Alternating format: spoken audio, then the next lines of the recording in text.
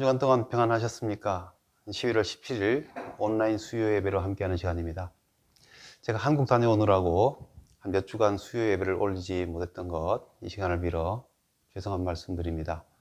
미리 말씀을 드리지 못했는데 그동안 여러분들께서 수요 예배 언제 올라오느냐고 물으셨다고 들었습니다. 예배를 기다리신 분들이 많구나 하는 생각을 하면서 새로운 마음으로 또 예배를 준비하게 됩니다. 오늘도 온라인 수요 예배를 통해서 경건의 시간을 가지신 모든 분들께 우리 주님께서 만나주시고 풍성한 은혜 베풀어 주시기를 원합니다. 우리 기도하심으로 예배 시작하겠습니다. 하나님 아버지, 이 시간에도 주님 말씀 앞으로 불러주시니 감사드립니다. 저희를 지키시고 도우시는 하나님, 지치고 힘든 상황 가운데도 우리를 도우시고 인도하시며 우리의 믿음과 신앙의 생명력을 잃지 않도록 창조의 능력과 치유의 능력으로 우리를 회복시키시는 주님의 은혜를 감사드립니다. 주님, 힘들고 어려운 상황이 오래되고 있는 가운데 우리가 주님과의 관계에 문제가 없는지 스스로를 돌아보게 하옵소서. 우리가 은혜로부터 멀어질 때 우리는 생명력도 잃을 수밖에 없습니다. 마땅히 기쁘고 즐거워야 할 예배와 신앙생활이 짐이 되고, 마땅히 반갑고 서로 힘되고 감사와 축복이 되어야 할 성도의 교제가 차갑고 어색하게 됩니다. 주님, 어려울수록 우리를 복되게 하시는 주님과의 만남, 주님과의 교제를 잃지 않도록 도와주옵소서. 주님을 만남으로 모든 것이 치유되고 회복되는 은혜를 경험하게 하옵소서. 마땅한 것들이 다시 회복되어야 할 모든 자리를 위해 기도합니다. 가정과 직장과 그리고 교회 생활에 주님의 은혜를 베풀어 주옵소서. 오늘도 우리의 모든 성도들을 위해 기도합니다. 힘들고 어려운 상황 속에서 모든 성도들의 믿음을 지켜주옵소서. 건강하고 안전한 삶이 될 수 있도록 도와주옵시고, 아픔과 질병 가운데 있는 이들을 치유하여 주옵소서. 시험에 들지 않도록 삶에 필요한 모든 것들을 채워주옵시고, 항상 주님을 중심에 모시고 한 마음으로 화목을 이루는 가정과 교회가 되게 하옵소서. 오늘도 이 영상을 통해 예배드리며 시간을 주님께 드리는 모든 성도들의 마음과 정성을 기쁘게 받아 주옵소서. 예수님 이름으로 기도드립니다. 아멘. 우리 찬송가 91장 슬픈 마음 있는 사람 함께 찬송하시겠습니다.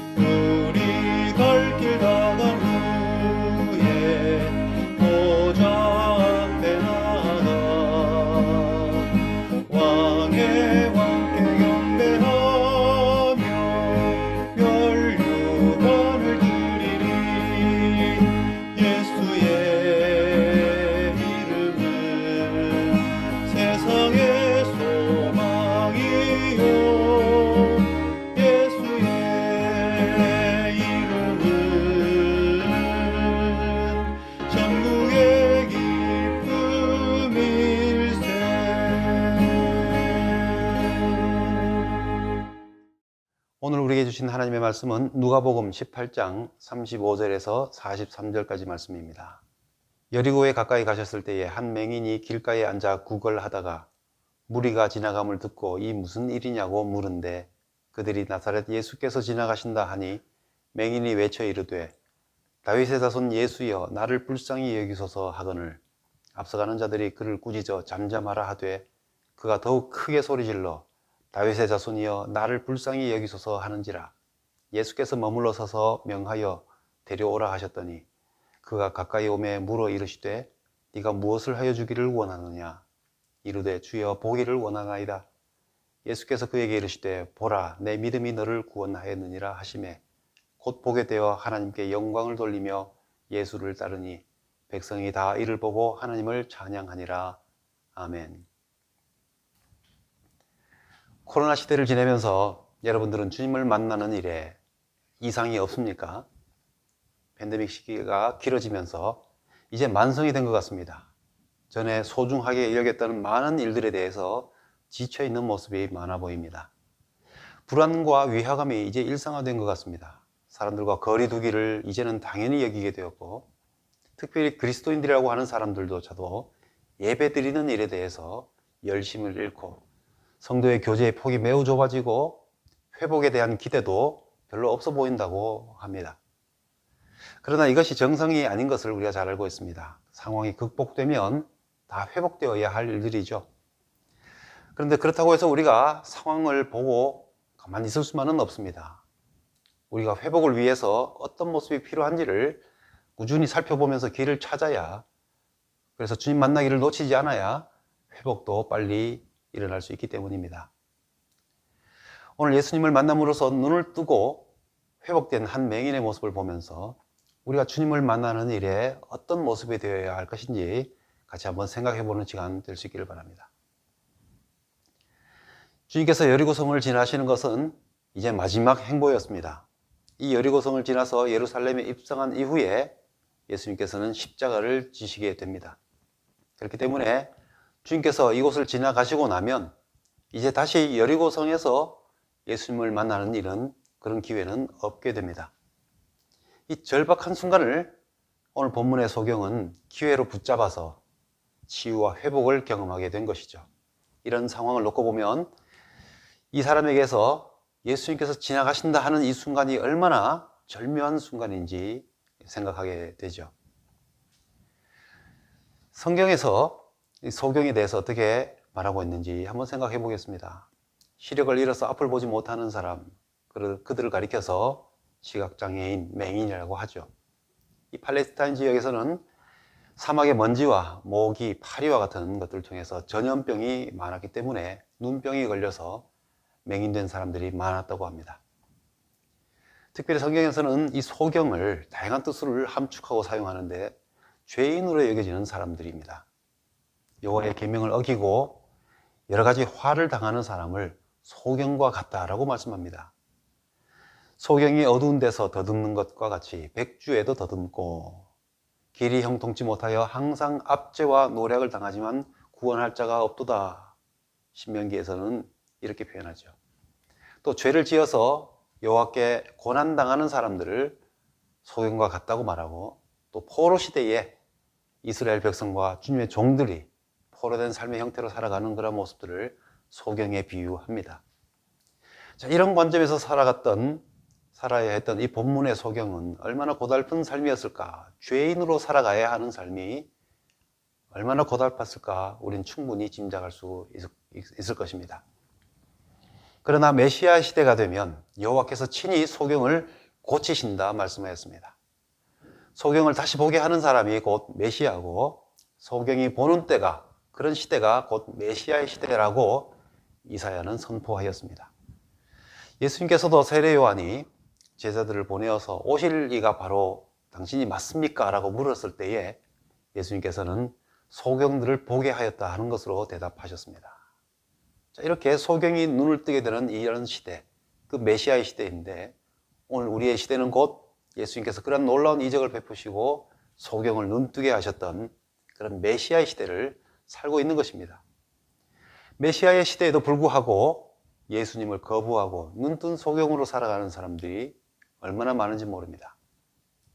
예수님 시대의 바리새인들이 바로 그런 사람들이었습니다. 그들은 겉으로는 기도와 구제와 금식의 모양을 갖추었지만 실상으로는 연약한 사람들과 죄인들을 걸러내고 성전보다도 금을 또 물질을 더 좋아하고 집착했고 권세를 추구했던 사람들이었습니다. 그러나 반면에 이 맹인은 비록 육신의 눈으로는 보지 못하였지만 귀로 들은 것으로 주변의 누구보다도 정확하게 예수님을 보고 있습니다. 자, 이렇게 볼 때에 성경에서 우리에게 보여주는 관점으로 볼 때에는 참으로 소경된 사람이 어떤 사람인가? 곧 하나님을 모르는 사람, 예수님을 만나지 못한 사람을 참으로 소경된 사람이라고 말씀하고 있는 것이죠.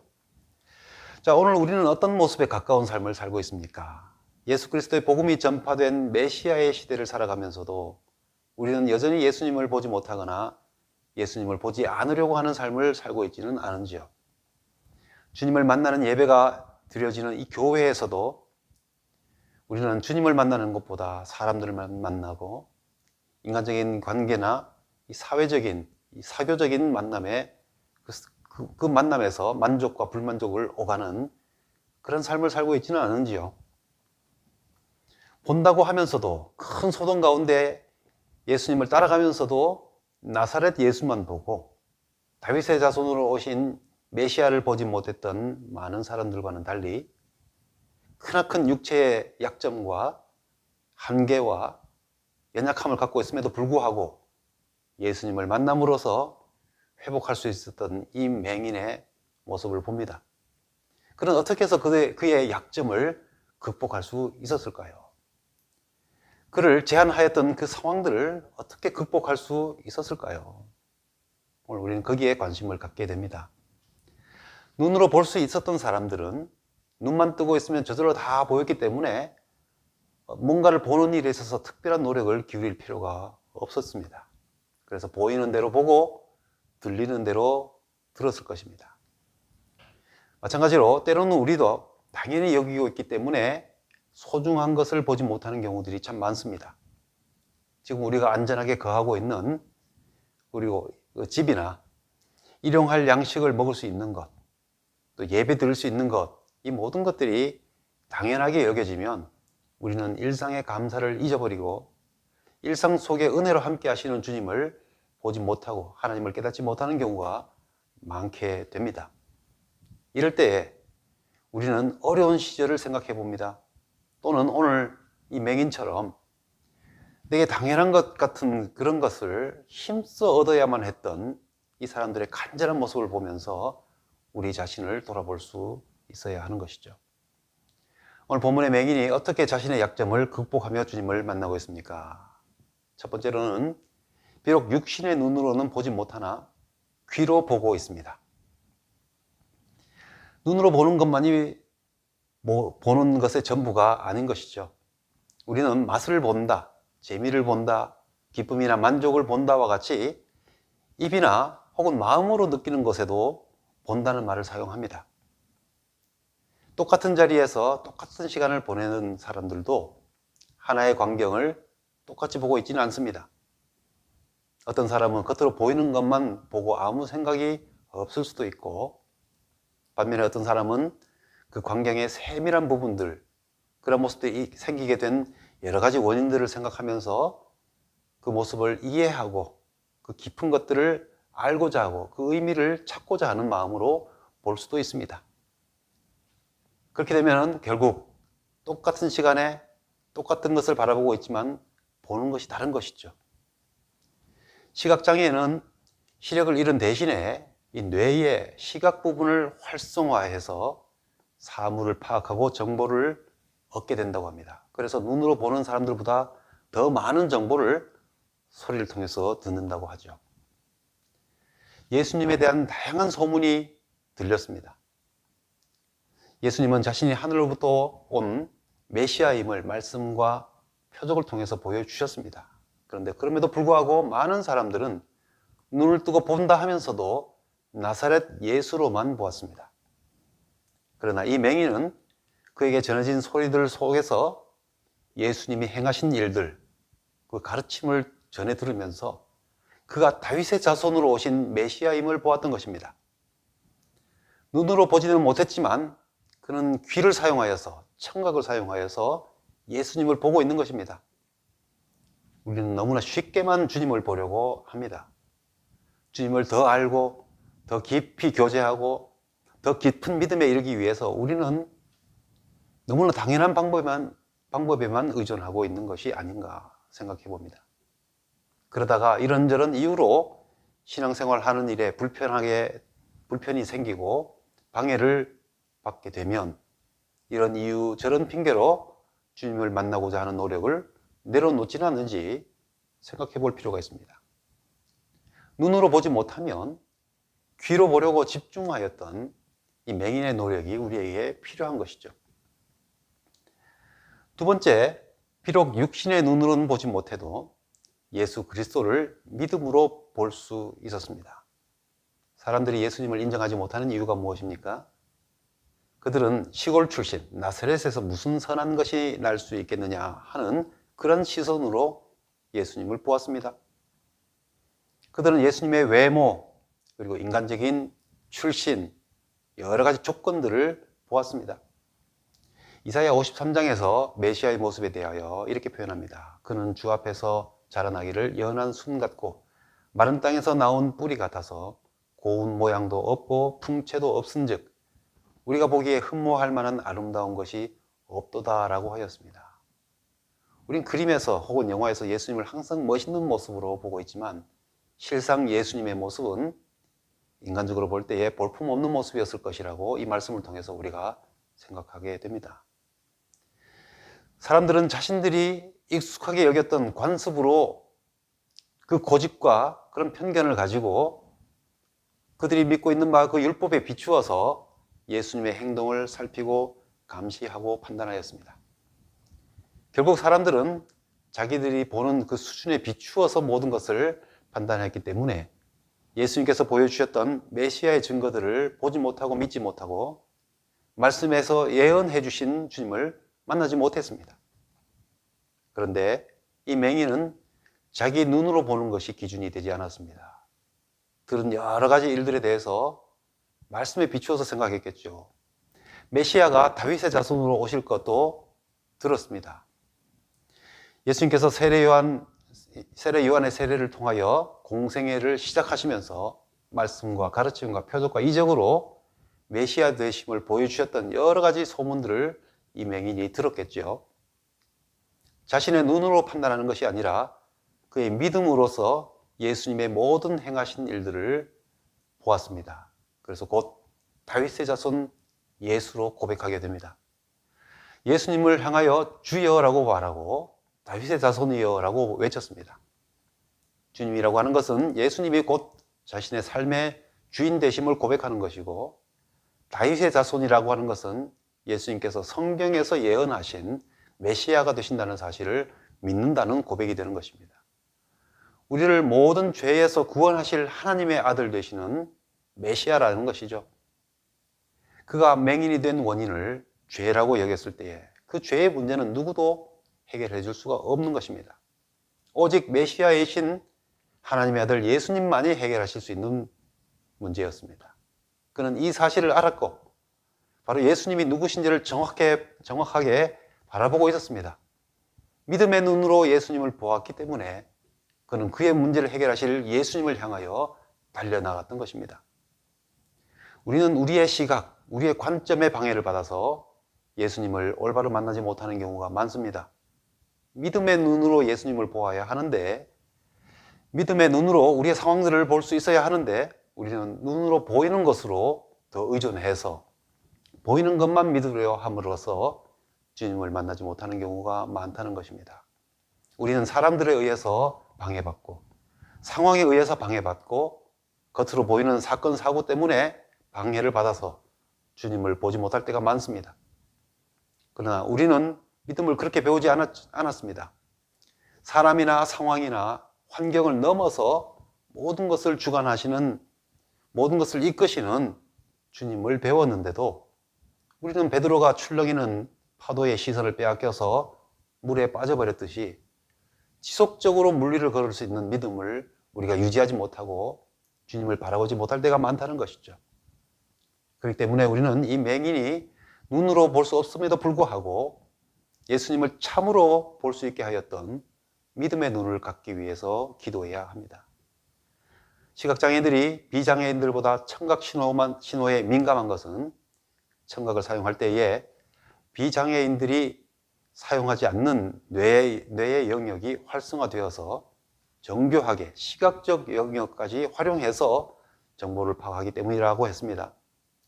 우리는 믿음의 눈의 영역을 활성화시켜야 합니다. 주님을 바라봄으로써 나를 구원하시는 주님을 만날 수 있기 위해서 눈으로 보이는 것에만 의지하는 것이 아니라 믿음의 눈의 영역을 활성화해서 주님을 바라볼 수 있어야 하는 것입니다. 세 번째로, 비록 육신의 눈으로 볼 수는 없었지만 그의 입은 간절히 주님을 찾았습니다.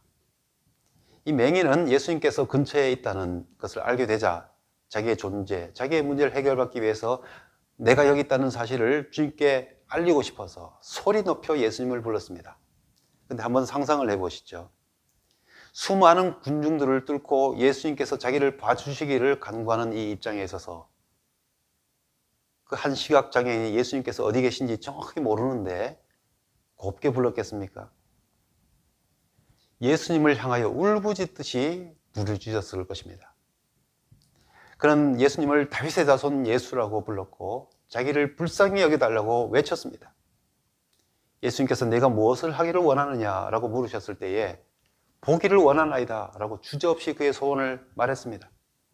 이런 모든 절박한 상황을 볼 때에 그는 예수님을 진심으로 믿으면서 지금 예수님을 만나는 것은 일생일대의 아주 절박한 기회라고 여기면서 이 절대적인 기회를 놓치지 않기 위하여 예수님께서 그냥 지나가도록 하지 않기 위해서 거의 실성한 사람처럼 예수님을 부르짖으며 찾았을 것입니다.